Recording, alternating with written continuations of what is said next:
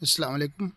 आज मैं आपको एम्बेलीफेरी फैमिली से ताल्लुक़ रखने वाले इस प्लांट के बारे में बताऊंगा। एम्बेलीफेरी बहुत ही मशहूर फैमिली है जिनमें बहुत सारी दवाएं जो कि यूनानी तिब में इस्तेमाल होती हैं, जैसे ज़ीरा, हींग, अजवाइन, धनिया, सौंफ, ये इस फैमिली से ताल्लुक़ रखते हैं।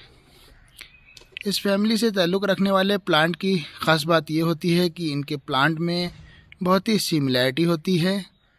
और जैसा कि ये सामने देख सकते हैं, ये एम्बेली फैमिली से ताल्लुक़ रखने वाला एक प्लांट बादियान है, जिसको सौंफ कहते हैं, इसको बादियान भी कहते हैं। एम्बेली फैमिली की पहचान ये है कि इसमें जो है इसके तने जो होते हैं ये इस तरीके से, और शाखें तोड़ने पे इसमें हॉलो स्ट्रक्चर नज़र आता है, यानी अगर इसकी शाख को तोड़ा जाए तो हॉलो स्ट्रक्चर इसके अंदर नज़र आएगा।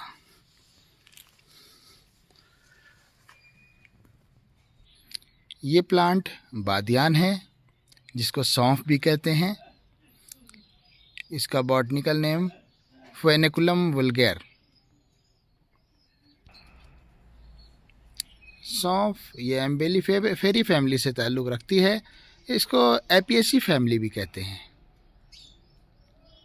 ख़ास तौर से इसके जो फ्रूट्स होते हैं वो दवान इस्तेमाल होते हैं, इसकी जड़ें भी दवान इस्तेमाल होती हैं, और इसकी पत्तियों का अर्क निकाल के भी इस्तेमाल किया जाता है। इसके फ्रूट ग्रीनिश होते हैं, इस तरीके से ये नज़र आते हैं, ग्रीन कलर के। और मार्केट में अगर आप देखेंगे तो वो मार्केट में कुछ इस तरीके से ग्रीनिश येलो नज़र आएंगे। ये पौधे पे लगा हुआ बादियान, और ये जो मार्केट से हासिल किया जाता है। इसमें छतरी नुमा फ्लावर्स का गुच्छा आपको देखने को मिल सकता है। एम्बेल शेप में छतरी नुमा होता है, इसलिए इसको एम्बेलीफेरी फैमिली नाम दिया गया। यही फ्लावर फ्रूट में फिर तब्दील होंगे, इनसे फ्रूट बनेंगे जो कि कुछ नज़र आ रहे हैं। इस तरीके से ये फ्रूट बन जाते हैं, और यही बादियान कहलाता है।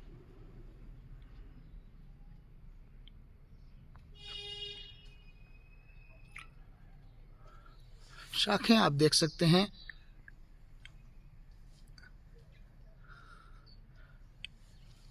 इसकी पत्तियाँ इस सोए की पत्तियों की तरह लंबी लंबी बारीक बारीक होती हैं, जैसे सोया होता है। अब मैं इसके मुख्तलिफ़ नामों का ज़िक्र करना चाहूँगा। फ़ारसी ज़ुबान में इसे बादियान कहते हैं, कश्मीरी में बादियान कहते हैं, अरबिक ज़ुबान में इसको राज़ियानज कहते हैं, हिंदी में सौंफ, इंग्लिश में फेनल, बंगाली ज़ुबान में इसको मीठा ज़ीरा या मोरी कहते हैं, संस्कृत में इसको मधुरिका, ये इन नामों से जाना जाता है। अगर इसको मेडिसिनल पर्पस से बात की जाए तो यूनानी अतिब्बा ने इसका नफ़ा ख़ास जो बताया है वो बताया है कासिर रियाह, यानी कि रियाह को तोड़ता है। ये मैदे के अंदर रियाही कैफियत को ख़त्म करता है। ऐसे ही मुजल्ली बसारत है, यानी कि आँखों को रोशनी देता है। आँखों की जो रोशनी कम होती है ये उसको जो है आँखों को, आईसाइट को मजबूत करता है, बढ़ाता है।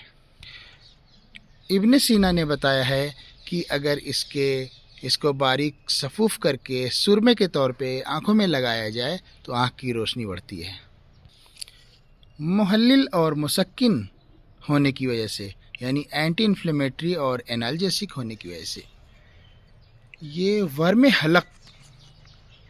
हलक में अगर वर्म हो रहा हो, खुशूनत हलक हो रही हो, ड्राइनेस हो रही हो, खुश्की हो रही हो हलक में, या कोई किसी भी तरह का वर्म हो रहा हो, तो उसमें इस्तेमाल करने से इससे बड़ा फ़ायदा होता है। इसी तरह गैस्ट्राइटिस, वर्म मैदा में बहुत ही मुफीद पाया जाता है। सीने में अगर दर्द हो रहा हो तो उसको फ़ायदा पहुंचाता है। मुदिरे बौल होने की वजह से ये पेशाब में तंगी हो रही हो, अगर पेशाब अच्छे से ना आ रही हो तो ऐसी सूरत में ये फ़ायदा पहुंचाता है। इसी तरह मुदिरे हैज़ होने की वजह से, इम्यूनोगॉग होने की वजह से औरतों के अमराज जिनमें हैज़ की में रुकावट पैदा होने लगती है या तंगी होने लगती है, ऐसी सूरत में इसको गाय के दूध के साथ इस्तेमाल किया जाए तो बड़ा फ़ायदा हासिल होता है। इसी तरह लैक्टेटिंग मदर में ये मिल्क प्रोडक्शन को बढ़ाता है और मर्दों में ये मनी की मकदार को बढ़ाता है। मुफत्तिते हिसात होने की वजह से ये गुर्दे की पथरी और मसाने की पथरी वगैरह को तोड़कर खारिज करता है। इसकी जड़ों को और सौंफ को 5 से 7 ग्राम की मकदार में इस्तेमाल किया जाए तो ये सभी फ़वाइद हासिल किए जा सकते हैं। अगर ये दस्तयाब ना हो तो इसके बदले में तुख्म करफ्स, जो कि मार्केट में आसानी से दस्तयाब हो जाता है, इस्तेमाल किया जा सकता है। ज़्यादा मकदार में सौंफ को इस्तेमाल करने से सर में दर्द लाहक हो सकता है, लिहाजा बहुत ज़्यादा मकदार में इसको इस्तेमाल न किया जाए। सबसे अहम जूस जो इसके अंदर पाया जाता है वो एनीथॉल है।